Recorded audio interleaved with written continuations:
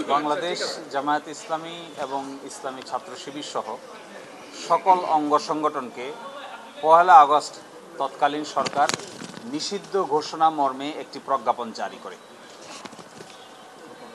তারপরে নতুন সরকার ক্ষমতায় আসার পর জামায়াত ইসলামী সেক্রেটারি জেনারেলের স্বাক্ষরিত একটি দরখাস্ত দায়ের করে পুনর্বিবেচনার জন্য। এই দরখাস্তটি ২২শে আগস্ট ২০২৪ তারিখে দায়ের করা হয়। এই দরখাস্তের প্রেক্ষিতে ডিজিএফআই, এনএসআই এবং এসবির রিপোর্ট তলব করা হয় এবং ৩টি এজেন্সি থেকে রিপোর্ট স্বরাষ্ট্র মন্ত্রণালয়ে জমা হয়। এই ৩টি এজেন্সি জামায়াত শিবির সন্ত্রাসী কর্মকাণ্ডের সঙ্গে জড়িত মর্মে যে অভিযোগ করা হয়েছিল, এই মর্মে তদন্ত সাপেক্ষে কোনো সত্যতা খুঁজে পায়নি। অতঃপর মিনিস্ট্রি অফ হোম থেকে সিনিয়র সেক্রেটারির নেতৃত্বে ৩ সদস্য বিশিষ্ট একটি রিভিউ প্যানেল গঠন করা হয়। আইন অনুযায়ী ১৯ নম্বর ধারার রিকোয়ারমেন্ট মোতাবেক এই রিভিউ প্যানেল গঠন করা হয়। এই রিভিউ প্যানেলে বিষয়টি পুঙ্খানুপুঙ্খভাবে আলোচনা হয় এবং তারাও অতীতের এই অভিযোগের সমর্থনে কোনো তথ্য প্রমাণ খুঁজে পাননি। এরই প্রেক্ষিতে এই বিষয়টি মাননীয় স্বরাষ্ট্র উপদেষ্টার কাছে উপস্থাপন করা হয়। ওনার সই স্বাক্ষরের পরে মাননীয় প্রধান উপদেষ্টা, তার সই স্বাক্ষরের পরে মাননীয় আইন উপদেষ্টার সকল প্রক্রিয়া সম্পন্ন হয়ে এই বিষয়টি সিদ্ধান্ত গৃহীত হয় যে অতীতে যে প্রজ্ঞাপনটি জারি করা হয়েছিল, এই প্রজ্ঞাপনটিকে বাতিল ঘোষণা করা হয়। কিছুক্ষণের মধ্যেই, অল্প সময়ের মধ্যেই আপনারা এই সিদ্ধান্তের গেজেট আপনাদের দেখতে পাবেন, ওয়েবসাইটেও দেখতে পাবেন, আপনাদের কাছেও সেটা অ্যাভেলেবল হবে। এবং এই প্রক্রিয়া করতেই আমি বলেছিলাম যে গতকালকেই করার কথা ছিল, যেহেতু প্রক্রিয়াটা একটু লম্বা, আইন মোতাবেক আইনের প্রত্যেকটি ধারা উপধারা ফলো করে এই কাজ করা হয়েছে। আমরাও চেয়েছি আইনের কোনো ব্যত্যয় যেন না হয়, আইন মানতে যেন কারো কোনো আপত্তি না থাকে এবং আইনের ক্ষেত্রে যেন কেউ কখনো বলতে না পারে যে জামায়াত ইসলামী আইনের বাইরে কাজ করেছে। এই জন্য প্রতিটা পদক্ষেপ সূক্ষ্মভাবে সম্পন্ন করতে গিয়ে কিছুটা সময় লেগেছে।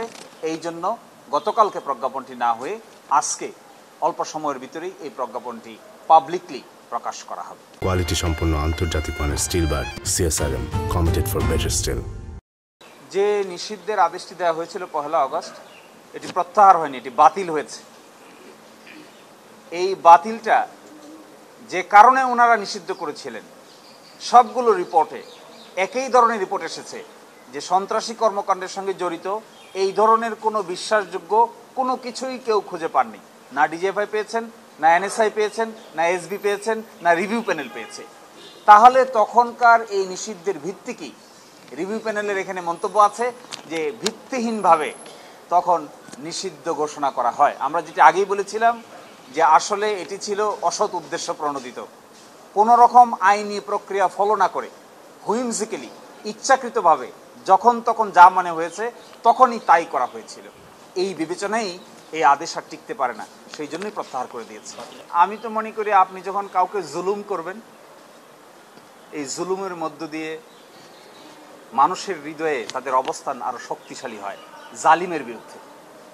সুতরাং আপনি কখনো জুলুম করাটা উচিত নয়। যাকেই জুলুম করবেন তার প্রতিই মানুষের যে আবেগ, অনুভূতি এবং দুর্বলতা জালিমের প্রতি বেশি থাকে না। যিনি জুলুমের শিকার হন, মজলুমের প্রতি মানুষের আবেগ বেশি হয়। আমার বিবেচনায় জামায়াত ইসলামী এবং ছাত্র শিবিরের প্রতি যেহেতু মজলুম, তাদের প্রতি অনেকাংশেই সিম্পেথি। এই নিষেধাজ্ঞাটা বাতিল হওয়ার প্রক্রিয়ায় আমরা বাংলাদেশ জামায়াতে ইসলামীর সেক্রেটারি জেনারেল জনাব গোলাম পরোয়ারের স্বাক্ষরে একটি দরখাস্ত দায়ের করা হয় মাননীয় সচিব, স্বরাষ্ট্র মন্ত্রণালয় বরাবরে। এই দরখাস্ত পাওয়ার পরে তারা গোয়েন্দা রিপোর্ট কল করেন।